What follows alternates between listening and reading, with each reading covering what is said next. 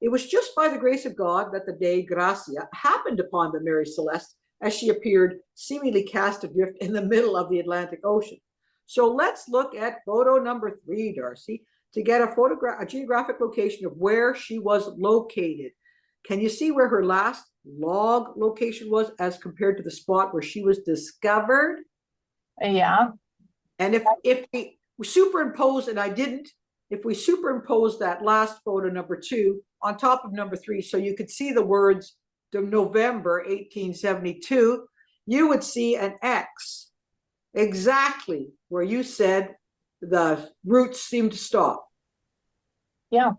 Unbelievable.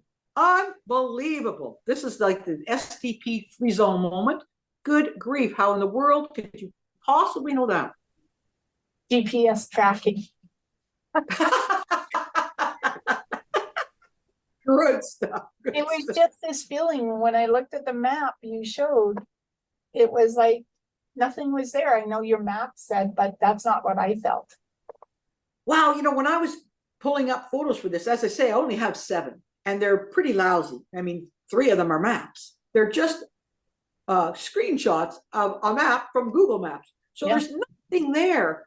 Like, they're just so dull, I can't get over it. And I felt badly about having them and thinking, what on earth would Darcy see in a flat map from Google Maps? And here you come out with saying, I can see that the route stops. Well, here's the thing. You're calling it a flat map, but in my head, what happens is the map turns so it's like on its side, so I can see the vessel and not the land. And when I look at the vessel, there is no land around it. Welcome to Seeing Dead People, the mystery storytelling podcast with a clairvoyant twist.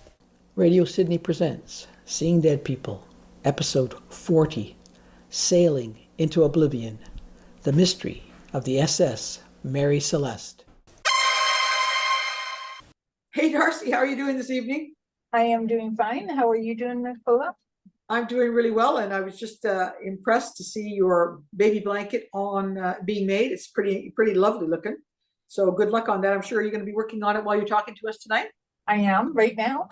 If you see me stop and pause, it means that I had to count my stitch to make sure I had the right stitches. Yeah, you lost a stitch or something. Okay, I'm glad you're feeling well tonight. I'm going to make you feel a little bit better because I think we deserve some gratuitous applause today. We're recording our 40th episode of Seeing Dead People. Yep, that's 40 hours of our true crime and paranormal investigations podcast with your psychic twist. Impressive, don't you think? I think so. That's a lot of work, a lot of time. Yeah, it is, isn't it? It's been a few years now. Yes, it has been, actually. I wouldn't have guessed it at the very beginning when we were talking about the golf course. The lady who haunts the links, that was, for me, a real eye-opener as to your skills, but I wouldn't have thought that we'd be going for 40. That's just terrific. I know. I thought maybe after the 13th one we'd be done. Okay, well, I hope you're feeling steady on your feet tonight, even though you're sitting down, because we're going to investigate a very different event in a very unusual location today. Any thoughts initially, Darcy? No. Okay. Point. I'm good, other than the usual murder, mayhem, and mystery. Okay. Well, except there may not be so much in the way of murder. Oh, you bugger. You're already tuning in. You're absolutely already tuning in. Can't believe it. I thought I might slip that by you. I haven't looked at the pictures yet. Okay, good. Well, today, Darcy, we're heading out onto the high seas to delve into one of the most famous historical maritime mysteries of all time, where something happened that is so peculiar, so inexplicable, that it's popularly discussed and examined, and yet unsolved to this very day. Now, we've been to sea before, remember, Darcy? We sailed up the frigid high Arctic to examine one of the most legendary deaths in polar expedition history. And that was a really interesting one. That was episode 33, A Cold Arctic Death, where we joined the 1871 USS Polaris voyage to northwestern Greenland to investigate the mysterious demise of a fellow called Charles Francis Hall during his expedition's attempt to be the first to reach the North Pole. And during that episode, Darcy, you were particularly sharp providing a very insightful and sensible explanation on how Charles Francis Hall died.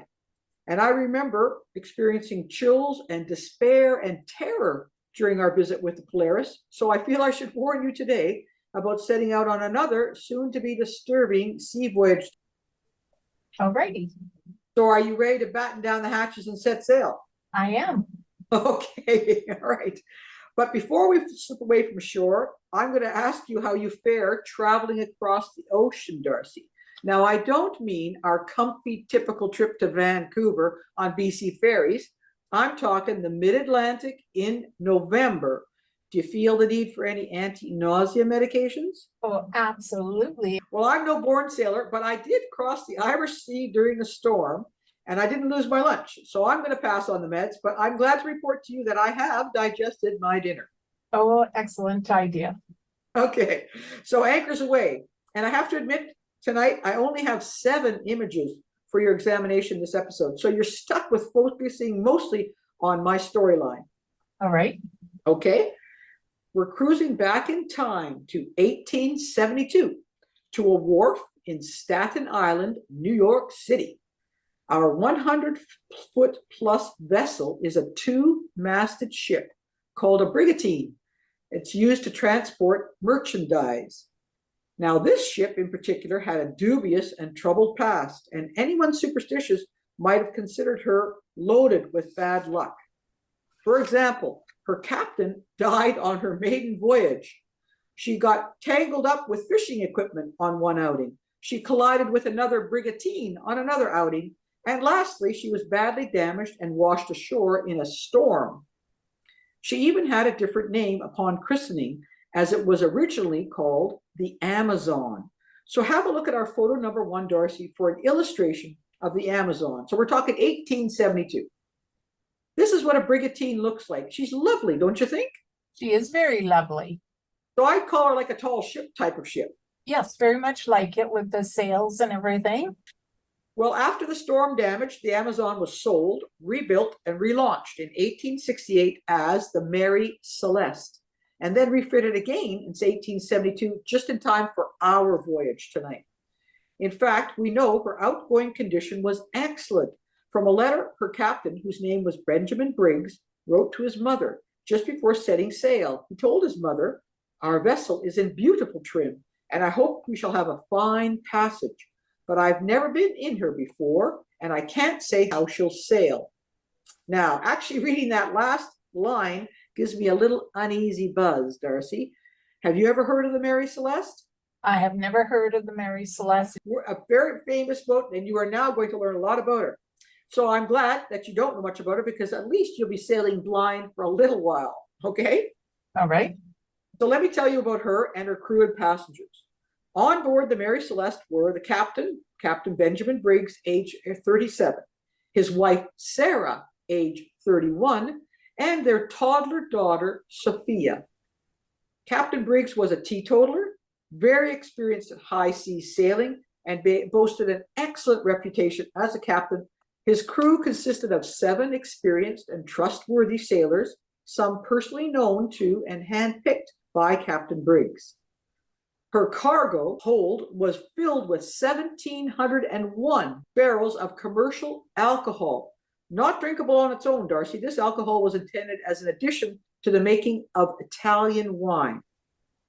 Our ship, the Mary Celeste, and her 10 souls on board set sail on November 5th, 1872, from Staten Island en route across the mid-Atlantic to their destination of Genoa in Italy.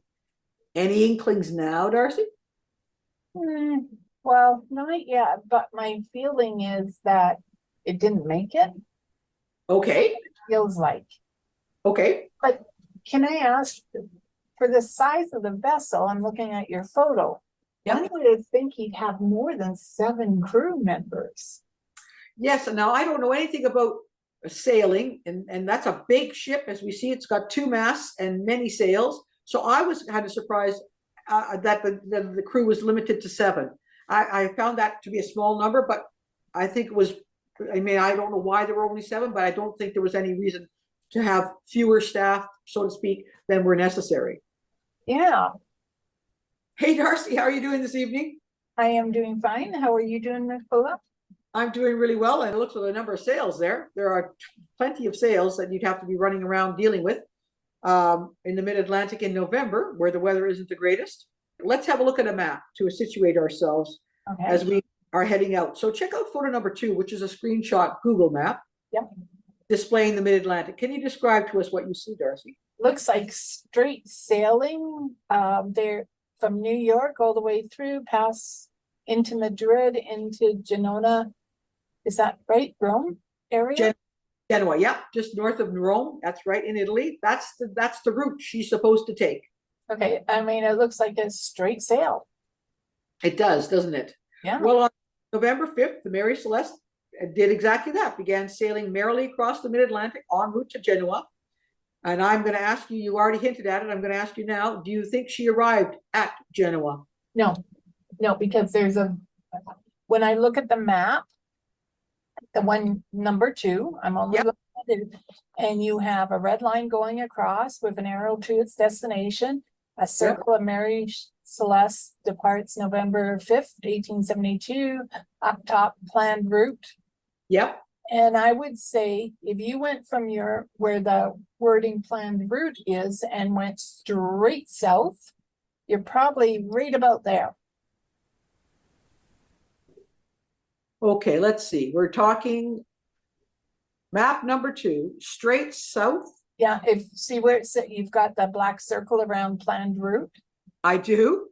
So if you go under to November and take the B, Yeah. straight down, I would say there. That's as far as she made it. Get out of here. No, because that's what they're showing. Your map says she's going there, but that's not what I'm seeing. What are you actually seeing, Darcy? I see okay, it's a red solid line, and Yep. I see a split in it. You see a split in it directly beneath the B in November, in that red line, somewhere in the mid-Atlantic there, closer to Spain and Portugal. Okay, I'd go EMB, and somewhere in that area, go down, EMB. On the line, on the red line, you're stopping it at the EMB spot. Yep. Direct down. Wow. God, you're amazing. Okay, I'm going to hold you on that because that's astounding. Now, something incredibly unusual happened on the high seas near Azores and Portugal, which is kind of where you're giving us an idea. So 1 month, almost, December 4th, 1872, a helmsman of another merchant brigantine named the Dei Gracia also sailed from Staten Island heading to the Mediterranean, spotted a ship off their port bow. This two-masted vessel's movements were odd. She was twisting erratically. Her sails and rigging appeared strangely set and partially torn. As the Dei Gracia sailed closer, the crew realized the ship was called the Mary Celeste, and to their astonishment and alarm, the vessel was drifting, and no one was visible at her wheel or on her deck. Are you getting any senses here? Well, I don't see any dead bodies right now. You don't see any dead bodies? Not yet. Okay. So what I'm feeling though is that, is there any chance they tapped into that alcohol, the crew? That's a possibility. We could talk about that. Yes, there is a possibility. Because I almost feel like they've been poisoned, but I'm not seeing anyone on the vessel. Okay. God, you kill me. You're just killing me. Okay. Well, I'm just going to say as an aside, our second brigantine, the Dei Gracia, is appropriately named as it translates from Spanish to by the grace of God. And really, it was just by the grace of God that the Dei Gracia happened upon the Mary Celeste as she appeared seemingly cast adrift in the middle of the Atlantic Ocean. So let's look at photo number 3, Darcy, to get a geographic location of where she was located. Can you see where her last log location was as compared to the spot where she was discovered? Yeah. And if we superimpose, and I didn't, if we superimpose that last photo, number 2, on top of number 3, so you could see the words November 1872, you would see an X exactly where you said the roots seem to stop. Yeah. Unbelievable. Unbelievable. This is like the STP free zone moment. Good grief. How in the world could you possibly know that? GPS tracking. Good stuff. Good It was stuff. just this feeling when I looked at the map you showed, it was like nothing was there. I know your map said, but that's not what I felt. Wow, when I was pulling up photos for this, as I say, I only have 7, and they're pretty lousy. I mean, 3 of them are maps. They're just screenshots of a map from Google Maps. So Yeah. there's nothing there. Like, they're just so dull, I can't get over it. And I felt badly about having them and thinking, what on earth would Darcy see in a flat map from Google Maps? And here you come out with saying, I can see that the route stops. Well, here's the thing. You're calling it a flat map, but in my head, what happens is the map turns so it's like on its side, so I can see the vessel and not the land. And when I look at the vessel, there's no land around it. That's in my mind. It's almost like a car that stopped, and you think you put it into a park, but it hasn't parked. Right. So I never knew that you could do that with maps. I can do it with most things. God, I can't see, like if I look at one of those 3D pictures, I can't see it like the same as most people. I don't see it. I see it flat. So in my mind, I've had to turn it so I can see the 3D portion of it. Wow. So you're able to turn this flat map of the blue ocean, really, with nothing there, just blue color, and you can somehow envision the actual Mary Celeste cruising along. Yeah. And on top of it, I can see that albatross, which normally is a indication of death around them. Yeah. And I can feel the mist from the cold, the clouds, the opening with the sun and the darkness. But what I'm missing in my head is the sextant for navigating the stars. I'm missing that. So that means it has no direction. So I was right. Sort of GPS, but as a psychic. When you say you're missing the sextant, do you literally mean like it's not showing in your image? Yeah. Sometimes you'd see a sextant in an image. Yep. If they had, especially at sea, because that's what they used to use, if they had to navigate their way, I'd probably see it. Oh, cripes. That's amazing. Well, I think we should tell our listeners the map shows the Mary Celeste route, but in this photo number 3, we have November 25th, 1872. The ship's log has a last location, and that's where I have an X. And then we have a little bit closer towards Portugal to the right.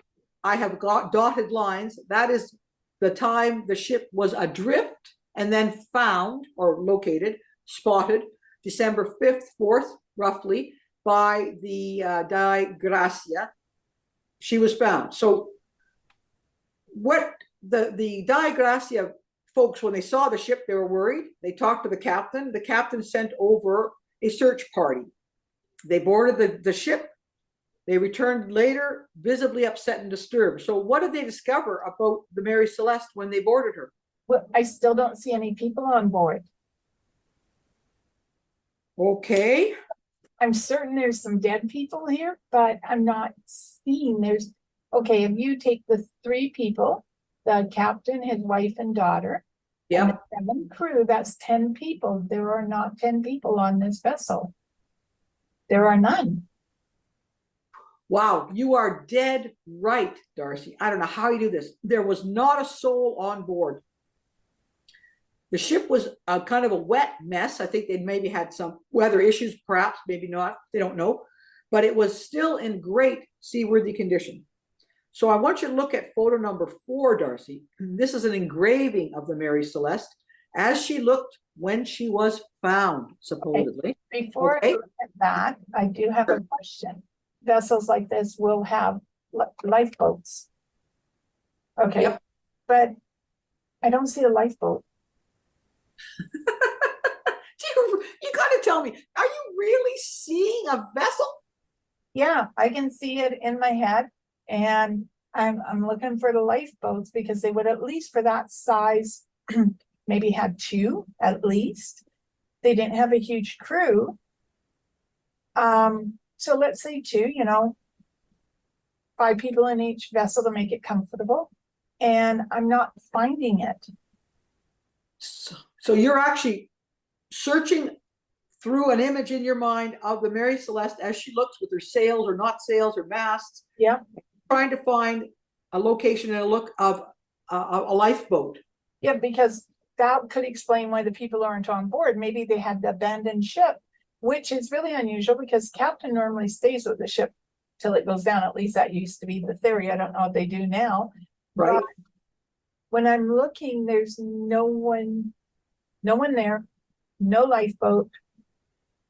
And yet when you look around the sea at the water, I don't see anyone bobbing up and down in the water either. Wow.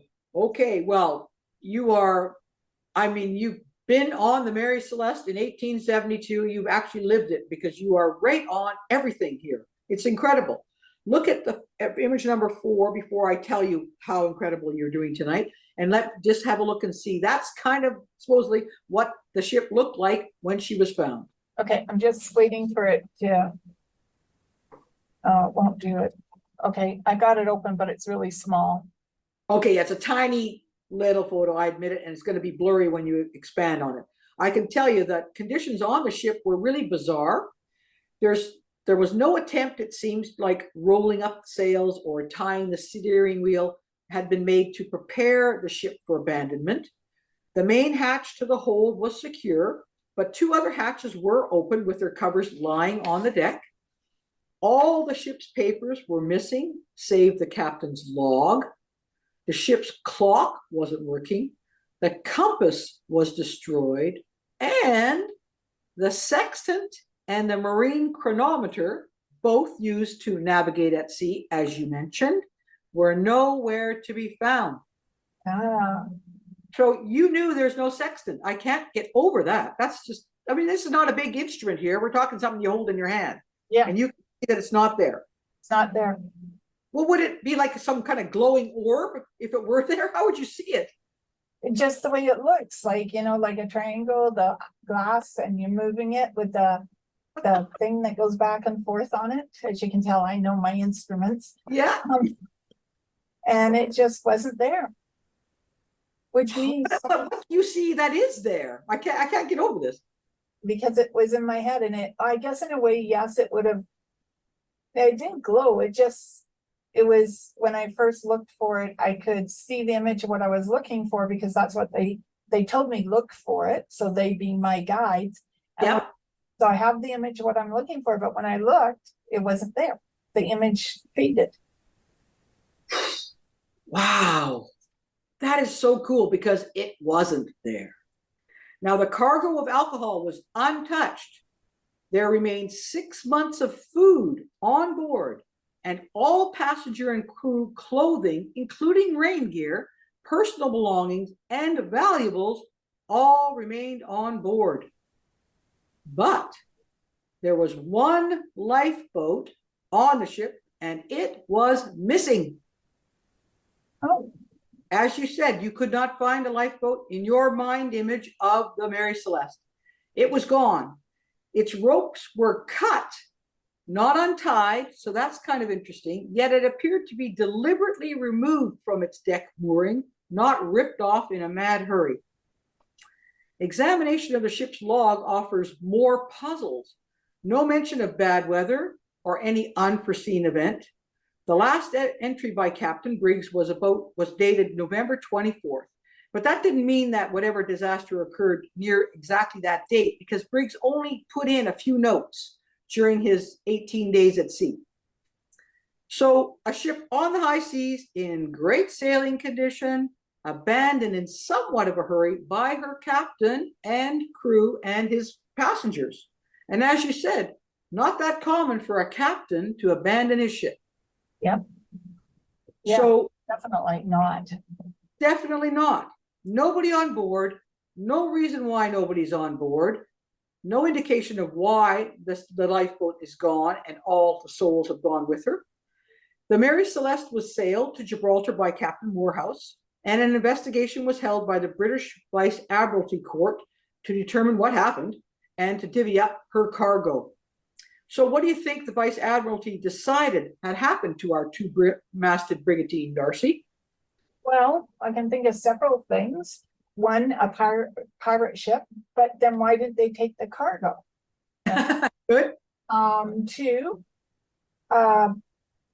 they got swept overseas. That means everyone had to have been on the vessel at the time. Right. Three, could have had a little insanity, but I'm not feeling that at all. Okay.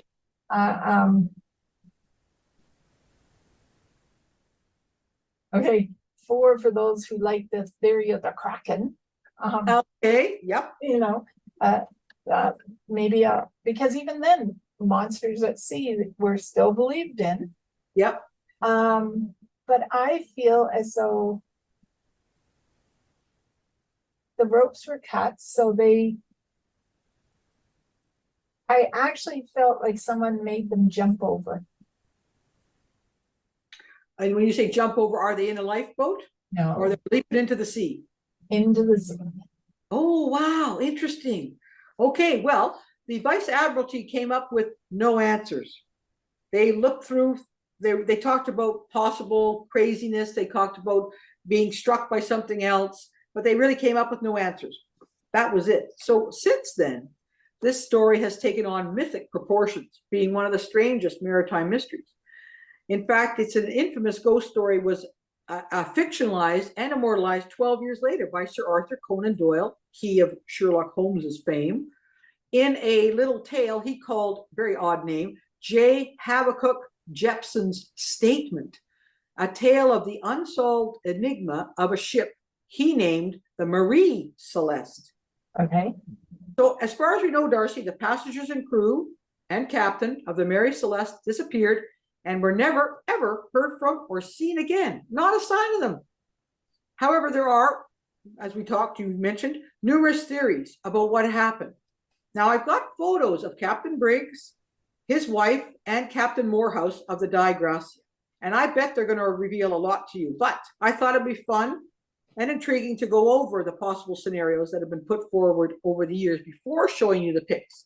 Now, you've already mentioned several of the theories, and you're right on as to them being considered by all and sundry as to what might have happened. So let's go through these theories, and then I'll let you loose on the photos, and we'll watch and see what you produce. How's that as a plan? Sure. Okay, so here are the suppositions considered as possibilities, and we'll go through them one by one. First, we'll get the ridiculous but entertaining ideas out of the way. Our location, as we know, is in the mid-Atlantic, not the Bermuda Triangle. But some have theorized that the ship's inhabitants were somehow vaporized or taken to another dimension by aliens or paranormal entities. Do you think we can chuck that idea, Darcy? And Okay.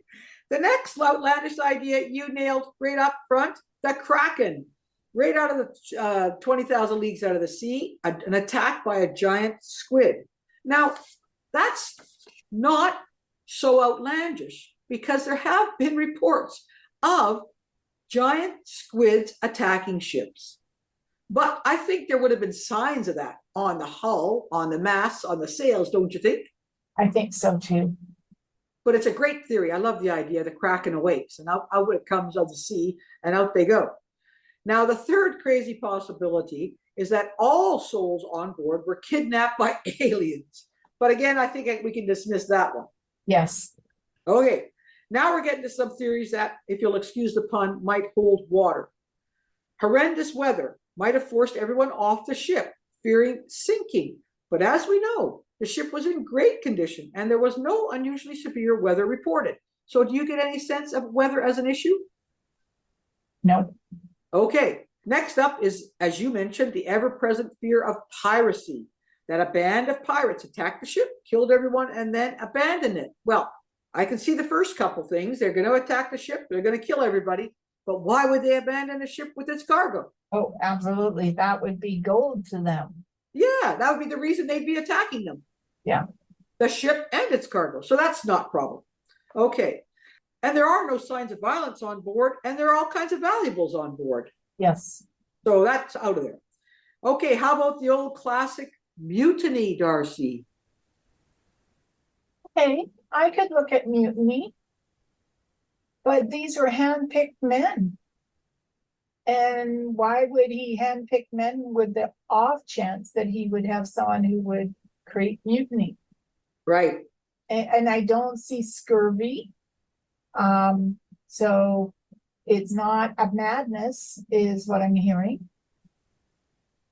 Okay, I can equate that because I do feel a little bit of fear, but I don't feel madness. Okay. Well, and if you were a mutinying crew, one would think you'd keep the ship. Well, that's just it. Why would you not?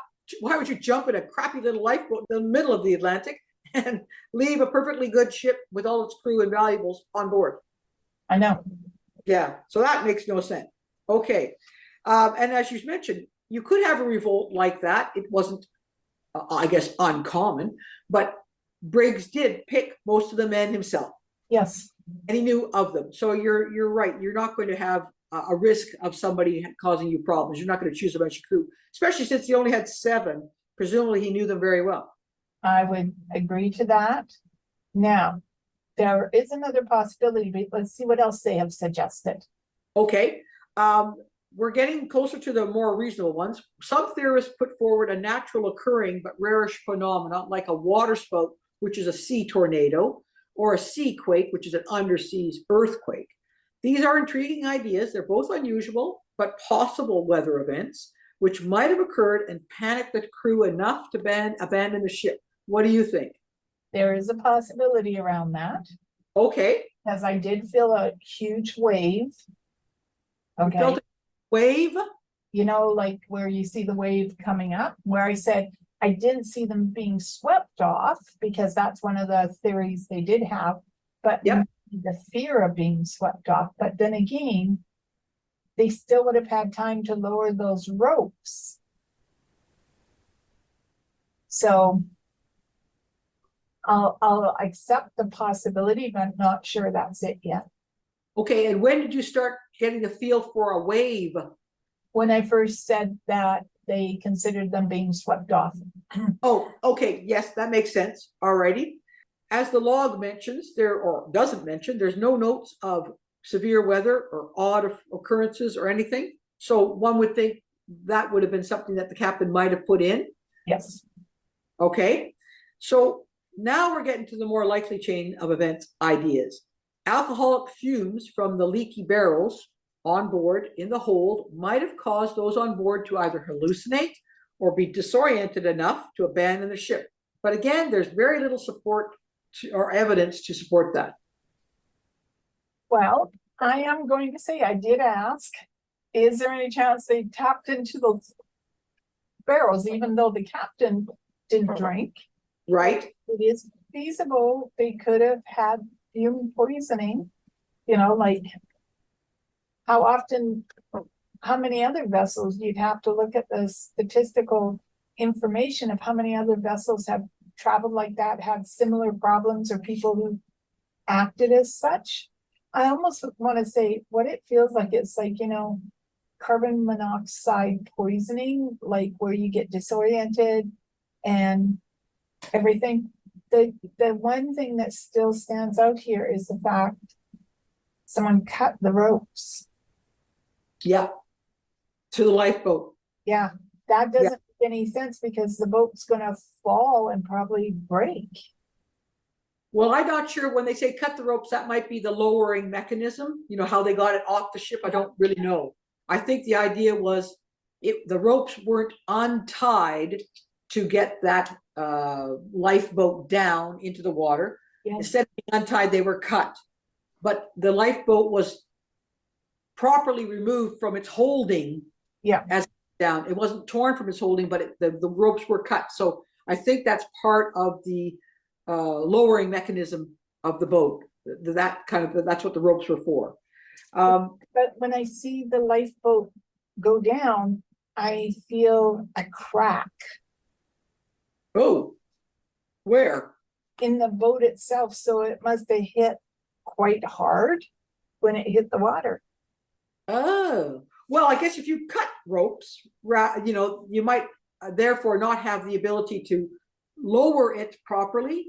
It might just crash down. That's certainly a possibility. Yeah.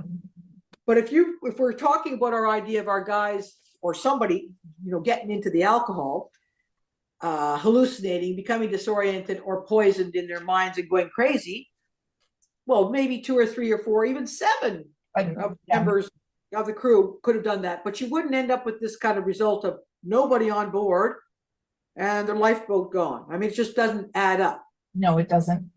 Okay, but there's a possibility, but I don't think it adds up. Okay, so the last, and in my mind, possibly the most likely, is an explosion.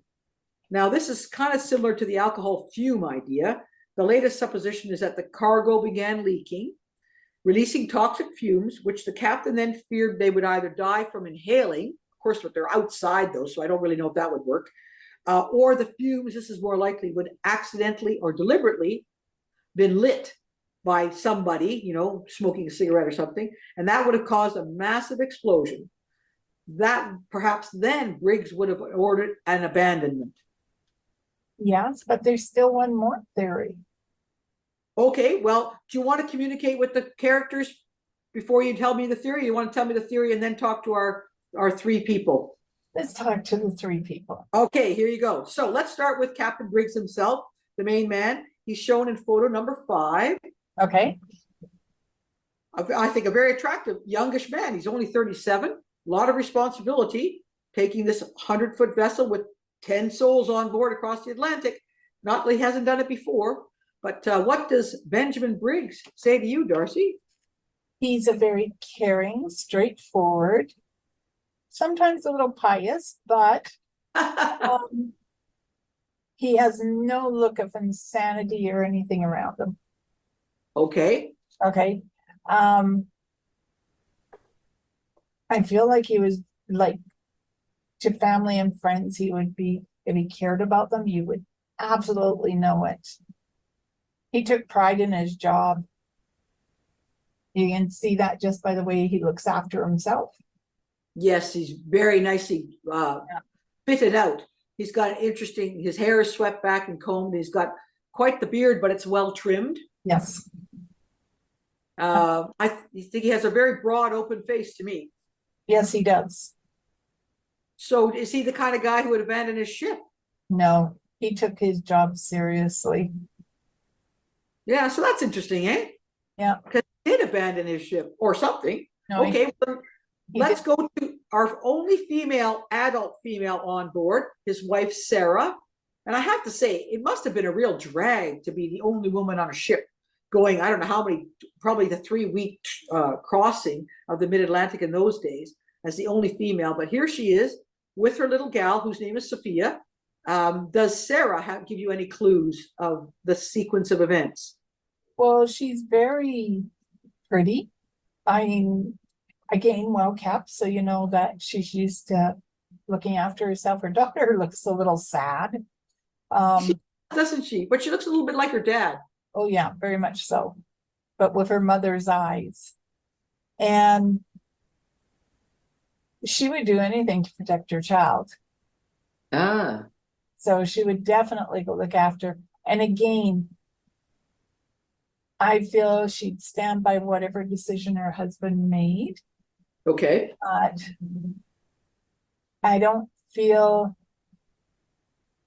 here's the interesting part. I don't feel panicked. I don't feel rushed. I don't feel like terrified for my life. Wow. I know, again, I'm going to stand to the fact that I believe they had to jump. Straight into the water. Sounds like it.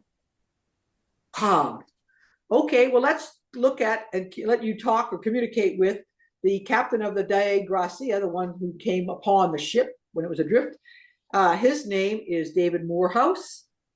He actually sailed the Mary Celeste to Gibraltar, so he was on that ship for a while. Does David Morehouse say anything to you? Okay. I don't know if I'd want him as my captain. Okay, just so you know. Why do you say that? I don't know. Just a feeling. I think well, I would tell you he probably drank. Okay. And he just had that straight, where the other guy came across a little more lenient because he understood people. This one, I think if you got into trouble, you'd know it. He would have made a good pirate. Okay. Does he have any insights of what happened? No, he has nothing. He is just as clueless as everyone else. But here's the interesting part, because when the cargo was delivered, you got paid. Exactly. So he delivered the cargo, he got paid. Yeah, he was part of the salvage divvying up. Yeah. Yeah, that's part of the deal. I guess when you find a boat and you hang on to it, you bring it to shore and you get some money. And he did. His crew and he got to split some of the money. Oh yeah. But I know they had nothing to do with it. Okay. Oh, that's good. Well, I can't imagine they could have. Well, then you said you had one other thing that we haven't talked about. And now that you've spoken to the three people, what's the one thing that we haven't discussed? I saw it when I was with the captain of the Mary Celeste. Okay. Possibility of stowaway who maybe came out and tried to take over the vessel. Okay. Okay. And I would tell you he made them jump and then cut loose the vessel for the lifeboat for them. But here's the interesting part. Then he's out by himself for, 10 days almost? And he didn't do well at sea by himself, so he died too. Okay, so let's go back here. You're talking a single stowaway. Yeah. Snuck on and then appeared on board and did what? I would say that he made everyone jump off the vessel. And you know how you talk about that craziness? Because that's where I find the craziness is someone else, someone who's, when someone's on PCB, that drug, and they're stronger, there's more energy there. Yeah. That's what it feels like. It doesn't feel like when I look at the 7 crew and I look at the captain and his wife and daughter, nothing. They feel very calm, dedicated, determined to work, but I've got this one soul I can feel that is just jiving. Like literally, they look like that wind-up toy. You let it go and vroom, like the Tasmanian devil sort of idea. Yep. That's what it feels like. Wow, that I never would have considered, but that's a really cool idea because if you're right, Darcy, and he was a stowaway, he would have been down in the hold, and I'm sure those barrels did leak. They weren't perfectly sealed, so he would have been breathing in those alcoholic fumes for, well, I guess 15 days or so, roughly, before he popped up or something. So he could have gone, as you say, crazy. Well, the person I'm seeing in my head is about 5'9". He's stocky. He's got black, greasy hair. Don't see facial hair. Okay. Well, I see the scruff after not shaving for a few days. And I've got those eyes, like the psycho, eyes in my head. Okay, so he comes up, he tries to attack. What has he got? Some kind of weapon then? Got the daughter. He's got the baby. And everyone, the crew, the husband, the daughter, wife, they do anything for that child. Okay, so he has the little toddler. Got it. He's crazy. He's threatening to kill the little girl, I guess, or something. What does he make them do? The rest of them? I can tell you, he made them jump. He made them jump off the ship. Yeah. by threatening to hurt the baby. Yeah. That's Wow. what it was like. And so if they all jumped off the ship, then there's the crazy guy and the baby still on the ship. Then what happened? Well, then it feels as though he tried to lower the lifeboat Oh, and it didn't work, so he cut it. And I'd love to see if there is that possibility of the angle that he could have been on the lifeboat when he cut it. But when it crashed, no one's in it. so what happened to him and the baby, you think? In the water too. So why would he abandon the ship himself? Why did he go, you think? Because he was crazy. Because he was crazy. Here's an answer for you. Wow, now I've done a fair amount of research on this one, and no one, as far as I know, has come up with the idea of a stowaway. That's really brilliant, and it actually works, because he would have gone mad in that hold with those fumes. The baby was there for the snatching, Yeah. the threat, the throw, and that would be, as you said, the mother and father would do everything they could to protect the child, and that would be the worst thing and the last thing they would want to do, but they would abandon the ship to protect their daughter. Yeah, and you would think with, okay, minus the child, 9 adults, you'd think they'd be able to overtake him. But if Yeah. you're putting that child so close that there is a possibility, it is amazing what people will do to save children. Yes, well, I can see if you're talking with someone who's like, mad, like people who are on drugs are mad and they're super powerful and they're nuts, and he's been being a stowaway for days and days and days, so probably not well fed and just gone right off the rails. You'd be petrified as to what he might do to the girl. Yeah. So I can, wow. That's really astonishing, Darcy. I love that theory. I never would have come through it myself. I don't think anyone else has come to it. I think it makes a lot more sense than anything else, frankly, than forward. When I looked at, what is him, Captain Briggs? Briggs, yeah. Yeah, I felt protectiveness. I felt that I died for those I love. And you said that the woman would do anything for her child. Yep. And given the clothing and everything she wore, if she jumped overseas, she would have been pulled down right away. Yeah, of course, the stuff she would wear, all that heavy clothing, heavy dresses and stuff. Well, they wouldn't have much survival anyway in the Atlantic, even closer to Portugal, still a huge, massive ocean, and they would die within hours. Imagine they would drown. Wow, what a horrendous ending. It is. You would think that if they had been close enough to land and it happened before the vessel seems to have stopped in November 25th, maybe they would have found them somewhere on land. But I see all the bodies at sea. So you actually do see now floating bodies at sea. I've always seen the floating bodies at sea. Yeah, you did mention that a little bit earlier, didn't you? Because they weren't in the lifeboat. You said they were in the water. Yeah. Wow. Wow. Well, Darcy, thanks for sailing with us across the Atlantic. That's amazing. You really blown my mind about a real possible outcome to what might have happened then, and a really interesting one that makes sense. And I would never have come to it myself, obviously. And just the way you handled tonight, I mean, to know that the ship stopped its progress from looking at a flat map, not even a map. I mean, there's nothing map-like, just outlines.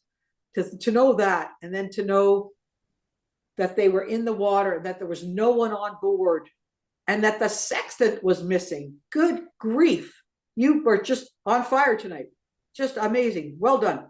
And it makes me think that maybe the person that I see, the gentleman that wasn't part of the crew, maybe the idea was to take the sextant and some of the maps and find his way to land. Right. Because obviously he would know he could not man that vessel himself. Right. But yeah. Yeah, that provides, I mean, that's perfect, because it does provide answers to why those pieces those instruments are missing. Yeah. Not missing because Captain Briggs took them. They're missing because this unknown crazy fool took them thinking he might be able to navigate himself. And I'm sure he would have chucked the child in a second anyway, if he hadn't already chucked her. Yeah, I'm pretty sure you already chucked her. Yeah, so he'd already thrown her. Oh, jeez. All for the love of a child from their perspective, and for his perspective, God knows what. Yeah. I guess he was hoping to land in Genoa, but went crazy before he did. I don't even think he got there. Like, yeah, I know he didn't get there. Yeah, but I mean, I guess he's stowing away to get to the end of the journey, but he never got there. He blew up halfway there. Yeah. Great one. Wow.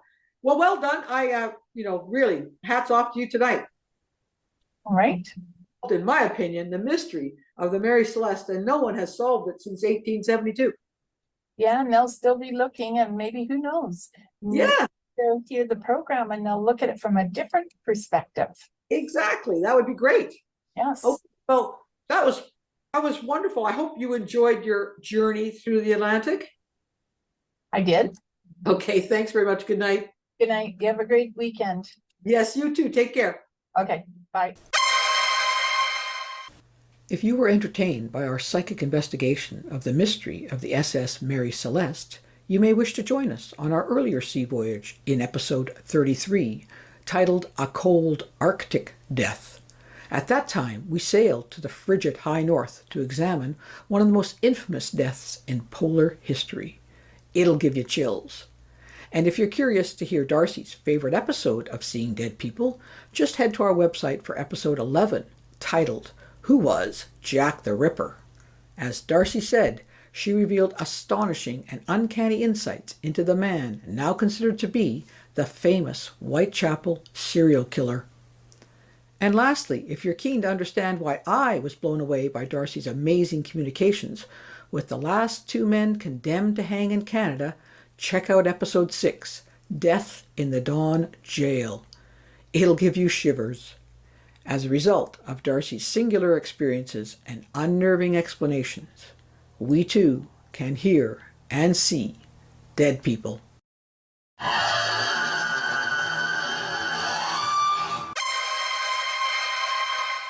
We hope you've enjoyed listening to Seeing Dead People. Whatever's going on in Darcy's head, I think is so cool and astonishing. We'd love to hear from you with questions for Darcy about her psychic process or suggestions for other mystifying situations you would like us to investigate. So please, shoot us an email to info@radiosidney.ca with Seeing Dead People in the subject line. New episodes of Seeing Dead People will emerge on the first Saturday of every month and will also be available every Saturday night at 8 p.m. and Sunday morning at 10 a.m., both Pacific Standard Time.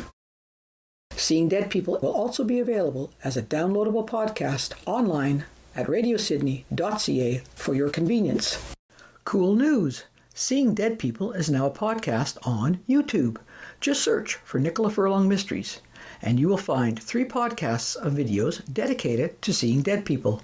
One for our actual complete episodes, another for Darcy's fascinating answers to our listeners' questions about her psychic process, and a third with teasers highlighting each episode. Thanks so much for listening to Seeing Dead People. I really dig researching, writing, and communicating with Darcy and her otherworldly contacts. So until the next time, remember, Seeing Dead People is a blast with Goosebumps Guaranteed.